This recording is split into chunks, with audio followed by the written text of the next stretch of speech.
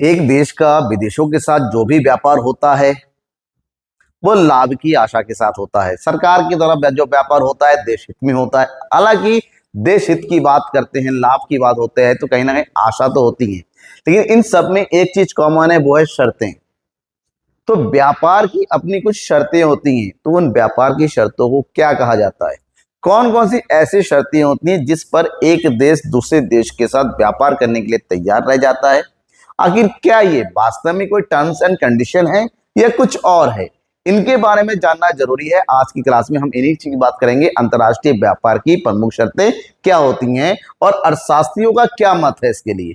तो यहाँ पर अगर हम जब भी व्यापार की शर्तों का बात करते हैं, इसको सिंपल का मतलब होता है कि जिस दर पर एक देश की वस्तुओं का विनिमय दूसरे देश की वस्तुओं के साथ होता है उसे व्यापार की शर्तें कहते हैं। मतलब एक ऐसा दर, उसको हम विदेशी विनिमय दर भी कह सकते हैं। लेकिन यहाँ पर जिस दर पर आयात और निर्यात होता है, विदेशी विनिमय का मतलब होता है जिस दर पर मुद्राओं का भुगतान होता है, लेकिन यहाँ पर जिस दर पर आयात और निर्यात होता है उस दर को जो है व्यापार की शर्तें कहा जाता है। अर्थात आयातों के लिए दिए गए मूल्य और निर्यातों से प्राप्त मूल्य के अनुपात को, मतलब जितना पैसा यहां से जा रहा है, जितना मूल्य जा रहा है और जितना आ रहा है, उसके अनुपात को व्यापार की शर्तें कहते हैं। जब दो से अधिक वस्तुओं का व्यापार किया जाता है तो हम कह सकते हैं कि व्यापार की शर्तें उस दर को बताती है जिस पर आयात और निर्यात किया जाता है। मतलब हमें जो चीज चाहिए वो हम आयात करते हैं, इंपोर्ट करते हैं, और जो चीज हमारे पास ज्यादा है उसको हम क्या करते हैं, एक्सपोर्ट करते हैं। तो एक्सपोर्ट और इंपोर्ट जिस दर पर होता है, जिस बेस पर होता है, उसी को हम क्या कहते हैं, व्यापार की शर्तें कहते हैं। अब इसको कह सकते हैं सिंपल में कि जिस मौद्रिक विनिमय अनुपात पर मुद्राओं का, वस्तुओं का, मुद्राओं का नहीं, वस्तुओं का, मुद्राओं का विनिमय होता है उसको विदेशी विनिमय दर कहा जाता है। लेकिन यहाँ पर वस्तुओं का अंतर्राष्ट्रीय विनिमय किया जाता है उसे हम व्यापार की शर्तें कहते हैं। इसका मतलब होता है व्यापार की शर्तें बराबर आयात कितना किया कुल मूल्य बटे निर्यात का कुल मूल्य। ठीक है, तो इस प्रकार से हम व्यापार की शर्तों को दो कैटेगरी में बांट सकते हैं। व्यापार की शर्तें या तो अनुकूल हो सकती हैं या तो प्रतिकूल, मतलब या तो वो देश के फेवर में होगा या अनफेवर में। अब बात होती है अनुकूल व्यापार की शर्तें क्या हैं और प्रतिकूल व्यापार की शर्तें क्या हैं। तो समझिएगा, अनुकूल व्यापार की शर्तें का मतलब होता है जब आयातों का मूल्य निर्यातों की तुलना में, आयात के मूल्य की तुलना में निर्यात ज्यादा होता है। मतलब अगर किसी देश से हमने 1000 करोड़ का हमने इंपोर्ट किया है और हमने 1500 करोड़ का एक्सपोर्ट किया है, तो ये देश के लिए अनुकूल व्यापार की शर्तें हैं। मतलब हम जो है, हमारा एक्सपोर्ट वैल्यू ज्यादा है। प्रतिकूल उस दशा में होता है जब एक्सपोर्ट की वैल्यू इंपोर्ट की वैल्यू से कम होता है। मतलब हमारा आयात ज्यादा है और निर्यात ज्यादा है और दो देशों के बीच में किसी प्रकार का हो सकता है किसी की देश की तुलना में हमारा अनुकूल व्यापार शर्तें हो और किसी देश की तुलना में हमारे यहाँ पर प्रतिकूल व्यापार की शर्तें हो। एग्जाम्पल देता हूं, चाइना और इंडिया में प्रतिकूल व्यापार शर्तें। क्यों? क्योंकि चाइना से हम इंपोर्ट ज्यादा करते हैं और चाइना को एक्सपोर्ट कम करते हैं। जापान और इंडिया में अनुकूल है क्योंकि जापान को हम एक्सपोर्ट ज्यादा करते हैं और जापान से इंपोर्ट कम करते हैं। तो अलग अलग देशों का, अलग अलग देशों के साथ जो शर्तें होती हैं वो अलग अलग प्रकार की होती हैं, क्योंकि सभी देशों के साथ एक प्रकार का एक्सपोर्ट इंपोर्ट नहीं होता है। और एक्सपोर्ट और इंपोर्ट का जो अनुपात है वही व्यापार की शर्तें होती हैं। इसको थोड़ा सा और डिटेल जाएंगे तो जे.एस. मिल ने सबसे पहले अपनी जो ले पुस्तक है पारस्परिक मांग के सिद्धांत, उसमें व्यापार की शर्तों के बारे में बताया था। फिर प्रोफेसर मार्शल ने स्पष्ट किया था कि व्यापार से एक देश को जो लाभ होता है उसकी गणना आयातों की तुलना में उसके निर्यातों के विनिमय दर में होने वाली वृद्धि है। मतलब अनुकूल व्यापार शर्तें ही व्यापार की शर्तें होती हैं। और मिल ने अपने लेख वस्तु व्यापार की शर्तों का उल्लेख किया, जिसके उपदेयता की आलोचना करते हुए टॉसिक ने भी कहा था कि वस्तु व्यापार की शर्तों का सही उपयोग उपभोक्ता की दृष्टि से है, ना कि व्यापार की दृष्टि से। तो उन्होंने उपयोगिता व्यापार की शर्तों का प्रतिपादन किया। और इसके बाद बहुत सारे और भी अर्थशास्त्री है, मार्शल है, एस्बर्थ है, टॉसिक है, या फिर वाइनर है, अलग अलग लोगों ने भी इसके बीच में इसके लिए अपनी राय प्रकट की और इन सब के बारे में थोड़ा थोड़ा हमें पढ़ना भी है। तो जब व्यापार की शर्तों के विभिन्न रूप की देखते हैं तो बहुत सारे अर्थशास्त्रियों ने जो व्यापार की शर्तों के बारे में बताया उसको 3 कैटेगरी में बांटा जाता है। पहला, वस्तुओं के विनिमय अनुपात के संबंधित, संसाधनों के हस्तांतरण से संबंधित और उपयोगिता से संबंधित। जब हम वस्तुओं के विनिमय के रखेंगे, यहाँ पर 3 विचारधारा है, शुद्ध वस्तु विनिमय व्यापार शर्त, सकल वस्तु विनिमय व्यापार शर्त और आय व्यापार शर्त। उसी प्रकार से संसाधनों की बात करते हैं, एक घटकीय और द्विघटकीय होता है, और उपयोगिता संबंधित वास्तविक लागत व्यापार शर्त, उपयोगिता व्यापार शर्त। चलो इन सभी के बारे में थोड़ा थोड़ा जानते हैं, जरूरी है इसकी मीनिंग को भी समझना, ठीक है ना।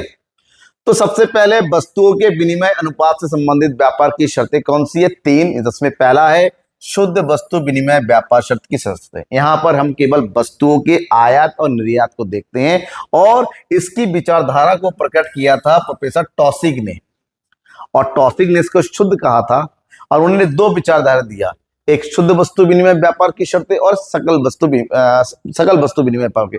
शुद्ध में क्या कहा टॉसिक के अनुसार? निर्यात और आयात कीमतों में जो अनुपात होता है उसे शुद्ध विनिमय व्यापार की शर्तें कहते हैं। मतलब यहां पर जितना हम आयात करेंगे, ठीक है, जितना हम आयात करेंगे और जितना हम निर्यात करेंगे, ये है निर्यात का मूल्य और ये है हमारा आयात का मूल्य। इन दोनों के बीच में जो अनुपात होता है उस अनुपात को ही हम व्यापार की शर्तें कहते हैं, ठीक है। लेकिन टॉसिक ने इसको थोड़ा सा परिवर्तन और किया, एक नई विचारधारा दिया, सकल वस्तु विनिमय व्यापार शर्तें, gross barter terms of trade.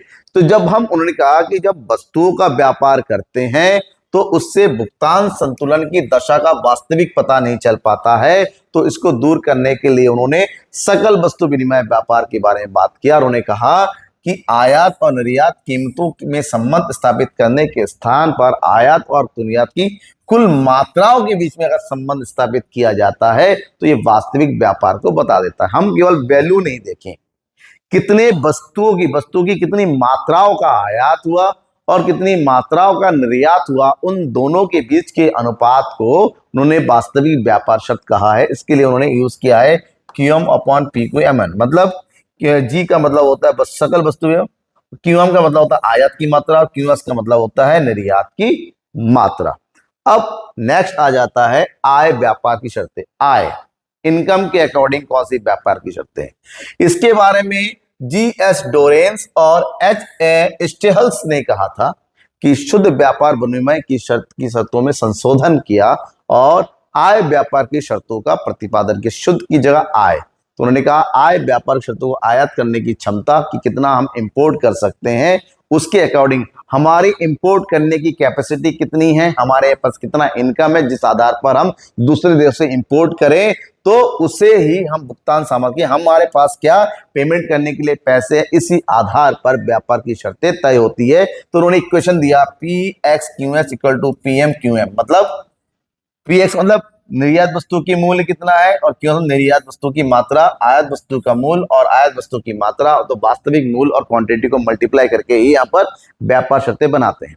फिर हो गया साधनों के, अब साधन के आधार पर, तो साधन एक घटकी के भी हो सकता है, दो द्विघटकीय, एक घटकीय और द्विघटकीय सतना साधन दोनों ही प्रोफेसर बाइनर ने प्रस्तुत किया।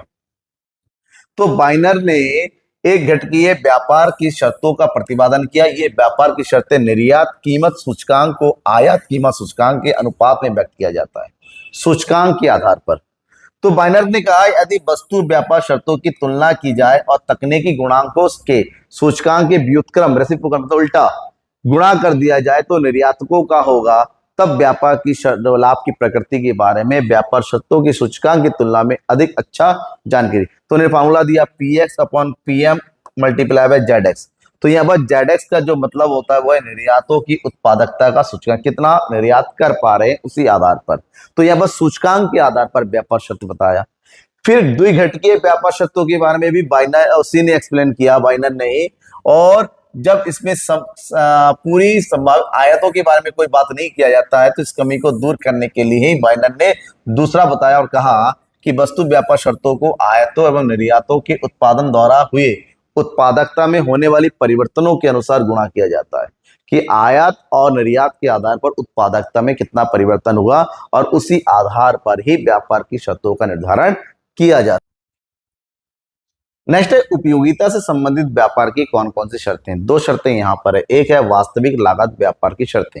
अब इसका प्रतिपादन किया प्रोफेसर बाइनर ने, और बाइनर ने कहा कि अंतर्राष्ट्रीय व्यापार की वास्तविक लाभों का निर्धारण करने के लिए वास्तविक लागत व्यापार की शर्तों का प्रतिपादन किया गया, और इसके लिए उन्होंने कहा कि उपयोगिता के संबंध में व्यापार से कुल लाभों को निर्यात में प्रयुक्त साधनों की अनुपयुक्तता, कि कितने साधन अनुपयुक्त है, के बदले में आयातों से प्राप्त अतिरिक्त उपयोगिता के माध्यम से मापा जाता है, कि कितनी अतिरिक्त उपयोगिता हमें आयात से प्राप्त हो रही है, कितना जो है निर्यातों से प्राप्त हो रहा है। इस आधार पर वास्तविक जो है लागत की गणना की जाती है। यदि निर्यातों की उत्पादन के कारण होने वाली अनुपयुक्तता का विचार करना हो तो एक घटकीय व्यापार की शर्तों के सूचकांक में उन उत्पादन साधनों की उत्पादकता व्युत्क्रम कर मतलब उल्टा से गुणा कर दिया जाता है, जो निर्यातों के उत्पादन में प्रयुक्त किया जाता है। मतलब आयातों के सूचकांक को निर्यातों के सूचकांक से उल्टा करके मल्टीप्लाई कर दिया जाता है, और इस प्रकार की वो वास्तविक लागत प्राप्त हो जाता है कि वास्तव में निर्यातों की तुलना में आयात की लागत कितनी है और आयात की तुलना में निर्यातों की लागत कितनी है। इसके बाद एक दूसरी विचारधारा आया, ठीक है ना, उपयोगिता व्यापार की शर्तें। इसमें कहा गया है वास्तविक के लागत व्यापार की शर्तों की संख्या मौद्रिक उपयोगिता व्यापार से की गई वस्तुओं की सूचकांक गुणा कर दिया। जो वास्तविक व्यापार की शर्तें हैं उसमें मूल्य शामिल किया जाता है, वस्तुओं के मूल्य को, उसमें मूल्य शामिल नहीं किया जा रहा है, इसमें मूल्य को शामिल किया जाता है, और इस प्रकार से उपयोगिता व्यापार की शर्तों का ज्ञान हो जाता है। और जो वास्तव में आज के समय में सबसे, क्योंकि कितना हमने आयात निर्यात किया उसका मूल्य क्या है, इस आधार पर ही व्यापार की शर्तों का निर्धारण होता है। अब व्यापार की शर्तों की क्या उपयोगिता है, उससे पहले में समझना है जीएस मिल की क्या विचारधारा रही है व्यापार की शर्तों को लेकर। तो जीएस मिल के अनुसार अंतरराष्ट्रीय व्यापार में पारस्परिक मांग के द्वारा, मतलब दो देशों में वस्तुओं की मांग कैसी है, अमेरिका के द्वारा भारतीय वस्तुओं की मांग कितनी है, भारत में अमेरिका वस्तुओं की मांग है, इसके द्वारा व्यापार की शर्तों का निर्धारण होता है। दूसरा है मिल ने व्यापार की शर्तों को वास्तविक विनिमय शर्तों के द्वारा परिभाषित किया, मतलब निर्यातों के बदले में कितना आयात प्राप्त हो रहा है। मिल ने बताया व्यापार की शर्तें केवल लागत पर ही निर्भर नहीं करती हैं बल्कि मांग की दशाओं पर, क्योंकि केवल लागत की वस्तुओं का आप कम लागत पर उत्पादन कर रहे हैं इसलिए आपकी वस्तुओं की मांग आती, आप वस्तु निर्यात कर पा रहे, ऐसा नहीं है। आपकी वस्तुओं की मांग दूसरे देशों में कितनी है इसके आधार पर जो है व्यापार की शर्तों का निर्धारण होता है। मिल के अनुसार दो देशों के बीच वस्तुओं के वास्तविक विनिमय का अनुपात पारस्परिक मांग के द्वारा निर्धारित होता है, और पारस्परिक मांग का आशय है दो देशों में एक दूसरे की वस्तुओं की कितनी मांग है, एक देश का दूसरे देश में दूसरे देश की वस्तुओं का। अब यहां पर हम बात करेंगे व्यापार की शर्तों का क्या महत्व है, क्यों आवश्यकता है।